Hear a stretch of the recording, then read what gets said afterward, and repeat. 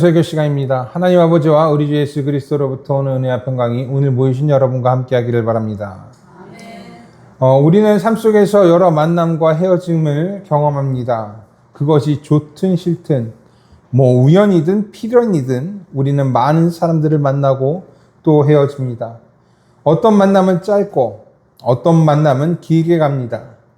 어떤 만남은 상처와 슬픔으로 얼룩지고 어떤 만남은 기쁨과 행복으로 가득합니다.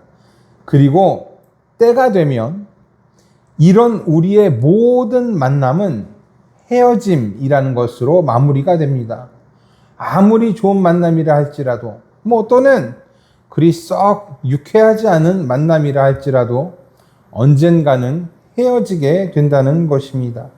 그것이 눈에서 멀어지는 일이든 마음에서 멀어지는 일이든 아니면 죽음이 갈라놓는 일이든 우리는 필연적으로 헤어짐을 경험하게 됩니다.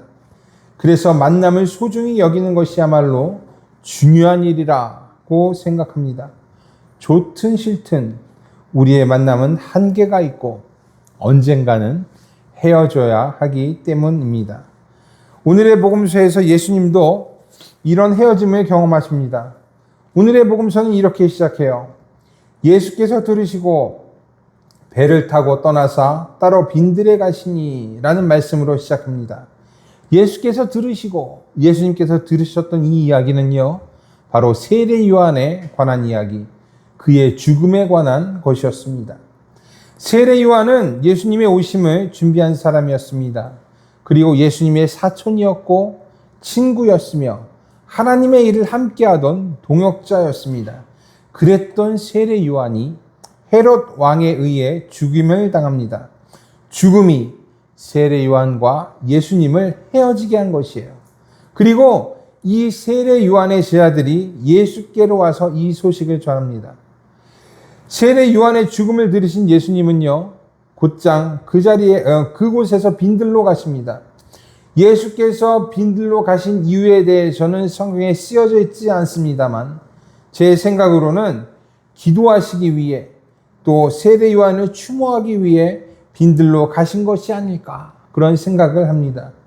예수님은 때때로 사람들을 떠나 조용한 곳으로 가셨습니다.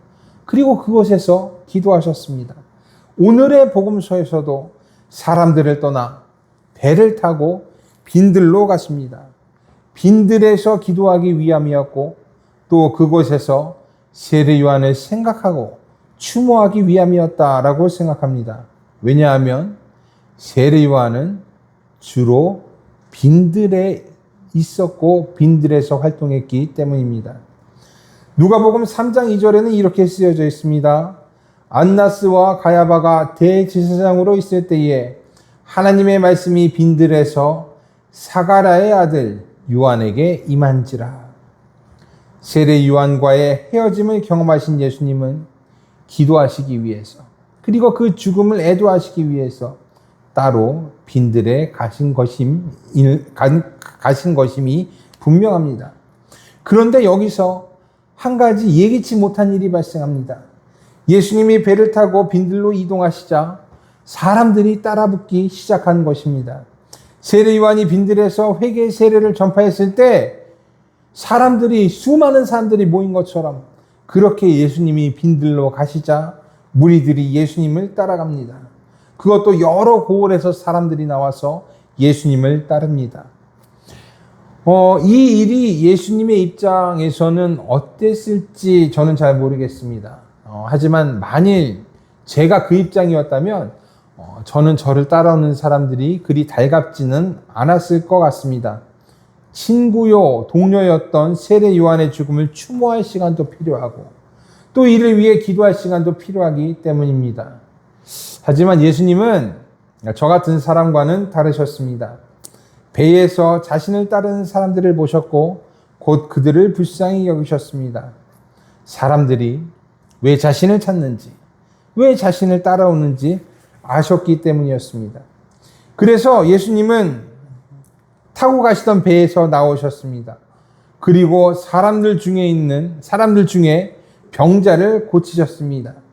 기도할 시간, 추모할 시간도 중요하지만 그보다 백성들을 더 많이 사랑하셨고 백성들을 불쌍히 여기셨기 때문입니다.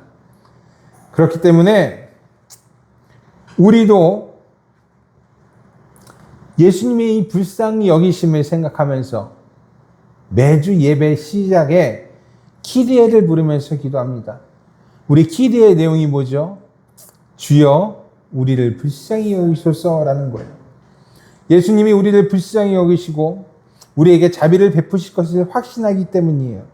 그래서 예배의 시작에 키리에를 부르며 주님의 은혜를 구하는 것입니다. 그리고 주님은 은혜로 우리에게 응답하실 거예요. 우리를 불쌍히 여기신 예수께서 배에서 나오신 것처럼 그렇게 우리에게 오셔서 우리에게도 은혜를 베푸실 것입니다.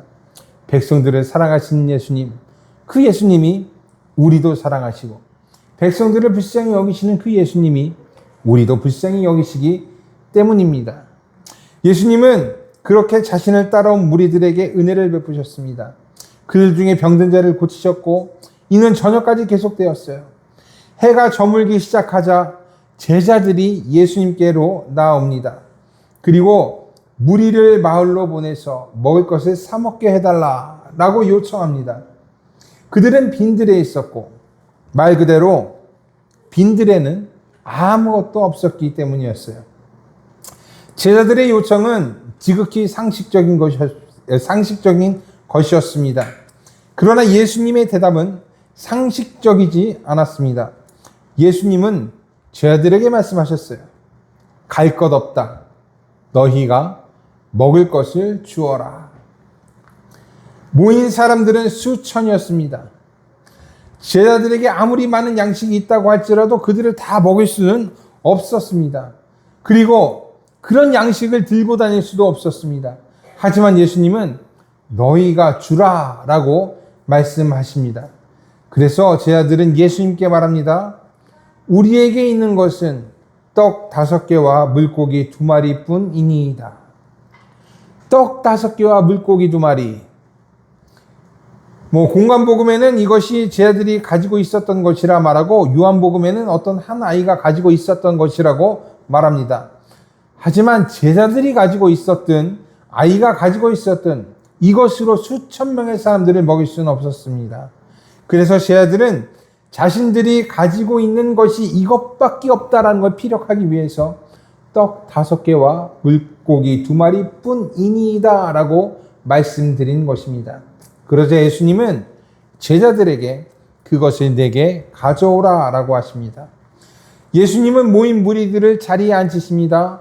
그리고 떡 5개와 물고기 2마리를 가지시고 하늘을 우러러 축사하시고 제자들에게 건네주십니다.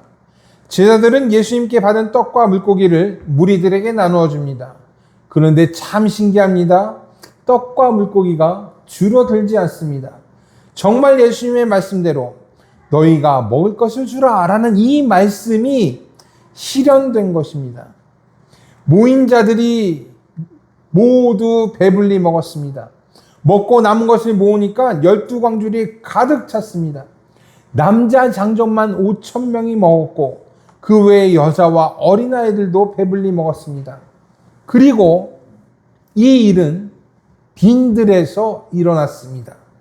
아무것도 없는 빈들, 어떤 도움도 받을 수 없는 빈들에서 일어난 하나님의 은혜였어요.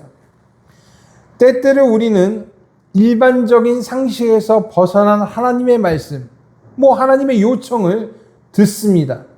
나는 가진 것이 하나도 없는데, 우리 교회는 너무 작아서 그런 일을 할 수도 없는데, 하나님은 그런 나에게, 그런 우리에게 너희가 주라 라고 말씀하십니다. 정말 빈들과 같은 상황 속에 있는 우리인데 그런 우리에게 하나님은 너희가 주라 라고 말씀하십니다.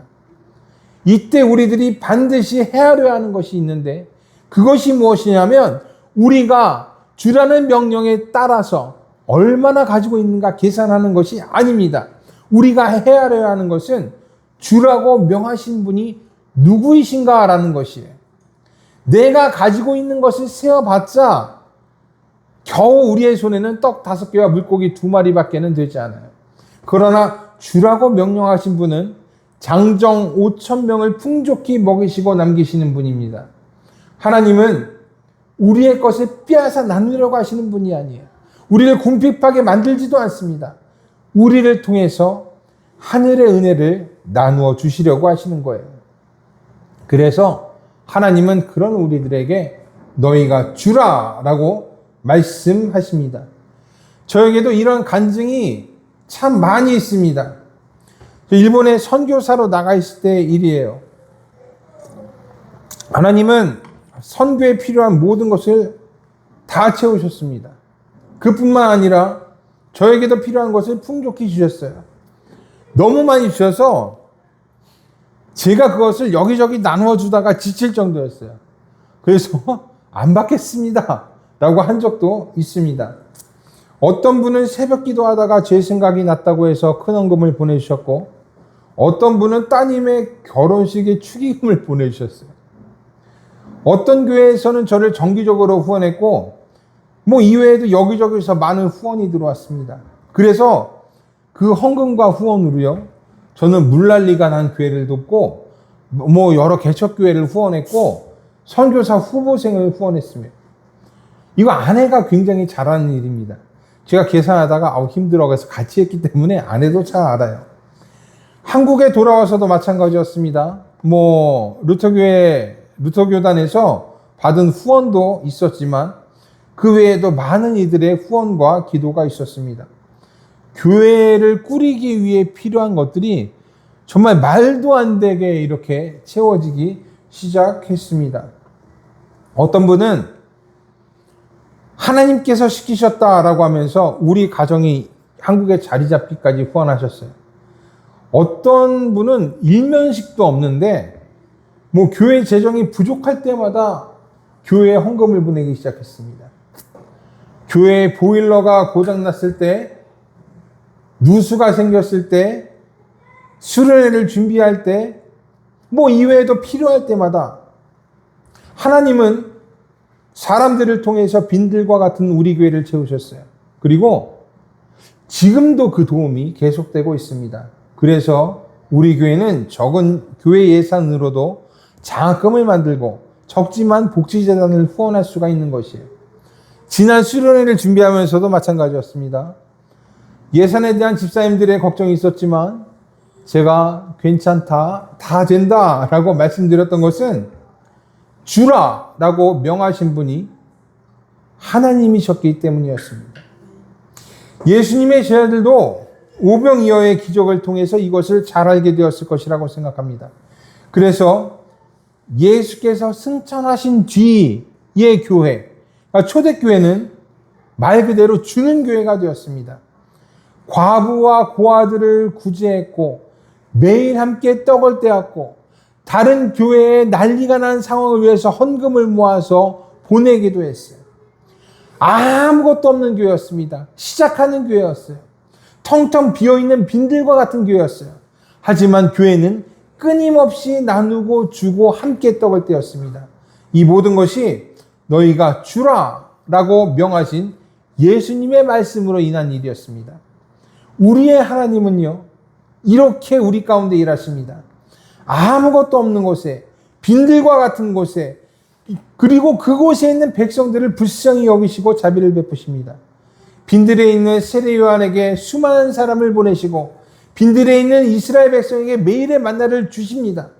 빈들로 도망친 엘리야를 먹이시고 아무것도 없이 빈들에서 혼자 사고 있는 야곱을 축복하십니다. 그리고 빈들에 모여있는 수천 명의 사람을 먹이십니다. 이것이 하나님께서 일하시는 방법이고 우리를 통해 주시는 하늘의 은혜인 것입니다. 그래서 우리는 우리의 손을 보아서는 안 됩니다. 떡 5개와 물고기 2마리밖에 보이지 않는 우리의 손을 보면 어떤 것도 할 수 없기 때문입니다. 우리는 주님의 손을 보아야 되고 주라고 명하신 주님이 어떤 분이신지를 깨달아야 합니다. 그리고 그 말씀을 신뢰하고 들어야 합니다. 그렇게 될 때 주님은 우리를 통해서 하늘의 은혜를 베푸실 것입니다. 우리를 통해서 우리의 이웃을 돕게 하실 것이고 우리를 하나님의 일꾼으로 삼으실 것입니다. 그리고 우리의 부족한 모든 것을 풍족히 채우실 것입니다. 이 놀라운 은혜가 오늘 모이신 여러분과 함께 하기를 바랍니다. 그리고 우리 교회와도 함께 할 것입니다. 하나님이 일하십니다. 주라고 명령하십니다. 그 일하시고 명하시는 그 하나님의 말씀을 따라가는 저와 여러분들이 되기를 바랍니다. 그리고 우리는 반드시 빈들에서 하나님의 은혜를 만나게 될 것입니다. 모든 지각에 뛰어난 하나님의 평강이 그리스도 예수 안에서 여러분의 생각과 마음을 지키시기를 바랍니다. 기도하겠습니다.